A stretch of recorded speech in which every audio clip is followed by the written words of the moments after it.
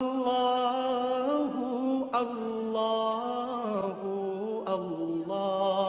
رمضان گزر جائے تو پھر ایک دم سب کچھ نہیں چھوڑ دینا، بلکہ پھر بھی کچھ روزے رکھنے۔ بسم اللہ الرحمن الرحیم۔ شوال کے روزے۔ رمضان اور عید گزرنے کے بعد شوال کے مہینے میں 6 روزے رکھنے کا اہتمام کریں۔ حضرت ابو ایوب انصاری سے روایت ہے کہ بے شک رسول اللہ صلی اللہ علیہ وسلم نے فرمایا، جو شخص رمضان کے روزے رکھ کر شوال کے مہینے میں 6 روزے رکھے اسے عمر بھر کے روزوں کا ثواب ملتا رہتا ہے، گویا آپ نے سارا سال روزے رکھے۔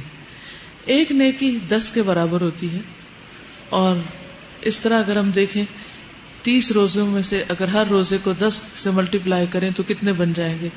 300۔ اور 6 روزے جو آخری ہیں 60 ہو جائیں گے۔ سال میں کتنے دن ہوتے ہیں؟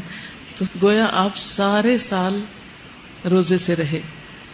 تو عموماً ہم رمضان کے سارے رکھ لیتے ہیں، لیکن شوال میں پھر سستی ہو جاتی، تو آپ نے پہلے سے ہی نیت کر لینی ہے اور پلان بھی کر لینا کہ کب رکھنے، تاکہ اس ٹائم کو آپ پھر اور چیزوں سے فارغ رکھیں۔ ایک اور جگہ پر فرمایا، رمضان کے روزے 10 مہینے اور شوال کے 6 روزے 2 مہینوں کے برابر ہیں، اس طرح یہ 1 سال کے روزے ہوں گے۔ یہ روزے عید کے فوراً بعد یا وقفے کے ساتھ مسلسل یا الگ الگ دونوں طرح رکھے جا سکتے ہیں۔ قضاء روزے رمضان میں کسی بھی عذر کی بنا پر چھوڑے گئے روزوں کی قضاء جلد از جلد ادا کرے، یعنی سفر کی وجہ سے یا بیماری کی وجہ سے اگر کوئی روزہ رہ گیا تو فوراً بعد میں رکھ لیا جائے، کیونکہ رمضان کے دنوں کی گنتی پوری کرنا ضروری ہے۔ لیکن یہ روزے شوال کے نفلی روزوں کے علاوہ رکھے جائیں گے، یعنی یہ نہیں کہ آپ شوال کے اور قضاء روزے اکٹھے کر دیں۔ 2 نیتیں ایک روزے میں جمع نہیں ہو سکتی۔ آپ یہ نہیں کہہ سکتے کہ اللہ وہ جو میرے پیریڈز کی وجہ سے روزے چھوٹے تھے وہ شوال میں بھی آپ کاؤنٹ کر لیں، کیونکہ میں شوال میں قضا رکھ رہی نہیں۔ وہ 6 دن الگ ہوں گے اور یہ 6 دن الگ ہوں گے۔ پہلے فرض پورا کرنا ہے پھر نفل رکھنا، اس طرح 12 دن بن جائیں گے۔ لیکن اس میں اپنے آپ کو مظلوم نہ سمجھے، کیونکہ آپ نے 6 دن پہلے چھٹی کر لی ہے، تو حساب برابر ہی ہے۔ قرآن مجید میں آتا ہے، من کان مریضا او علی سفر فعدۃ من ایام اخر یرید اللہ بکم الیسر ولا یرید بکم العسر ولتکملوا العدہ۔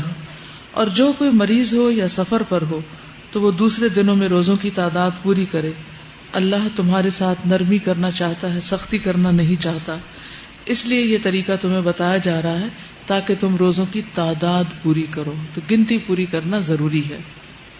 اس کے علاوہ پھر ہر مہینے کے 3 روزے ہیں اور ہر ہفتے کے 2 روزے، جو بھی آپ چوز کریں۔ دونوں طرح رکھنا چاہیں تو بہت ہی اچھا ہے، لیکن اگر ان میں سے کوئی ایک سنت فالو کرتے رہیں سال بھر تو بہت ہی مناسب ہوگا اور انشاءاللہ مقربین والے اعمال میں سے۔ رسول اللہ صلی اللہ علیہ وسلم نے فرمایا، سوموار اور جمعرات کو لوگوں کے اعمال اللہ کے حضور پیش کیے جاتے ہیں، اور میں چاہتا ہوں کہ جب میرے اعمال اللہ کے ہاں پیش کیے جائیں تو میں اس وقت روزے سے ہوں۔ اور ہر مہینے میں 3 روزے رکھنا، اس کا کیا اجر و ثواب ہے؟ وہ دل کے کینے کو دور کر دیتا ہے۔ رمضان اور عید گزرنے کے بعد شوال کے مہینے میں 6 روزے رکھنے کا اہتمام کریں۔ حضرت ابو ایوب انصاری سے روایت ہے کہ بے شک رسول اللہ صلی اللہ علیہ وسلم نے فرمایا، جو شخص رمضان کے روزے رکھ کر شوال کے مہینے میں 6 روزے رکھے اسے عمر بھر کے روزوں کا ثواب ملتا رہتا ہے، گویا آپ نے سارا سال روزے رکھے۔ ایک نیکی 10 کے برابر ہوتی ہے، اور اس طرح اگر ہم دیکھیں 30 روزوں میں سے اگر ہر روزے کو 10 سے ملٹیپلائی کریں تو کتنے بن جائیں گے؟ 300۔ اور 6 روزے جو آخری ہیں 60 ہو جائیں گے۔ سال میں کتنے دن ہوتے ہیں؟ تو گویا آپ سارے سال روزے سے رہے۔ تو عموماً ہم رمضان کے سارے رکھ لیتے ہیں، لیکن شوال میں پھر سستی ہو جاتی، تو آپ نے پہلے سے ہی نیت کر لینی ہے اور پلان بھی کر لینا کہ کب رکھنے، تاکہ اس ٹائم کو آپ پھر اور چیزوں سے فارغ رکھیں۔ ایک اور جگہ پر فرمایا، رمضان کے روزے 10 مہینے اور شوال کے 6 روزے 2 مہینوں کے برابر ہیں، اس طرح یہ 1 سال کے روزے ہوں گے۔ یہ روزے عید کے فوراً بعد یا وقفے کے ساتھ مسلسل یا الگ الگ دونوں طرح رکھے جا سکتے ہیں۔ قضا روزے رمضان میں کسی بھی عذر کی بنا پر چھوڑے گئے روزوں کی قضا جلد از جلد ادا کرے.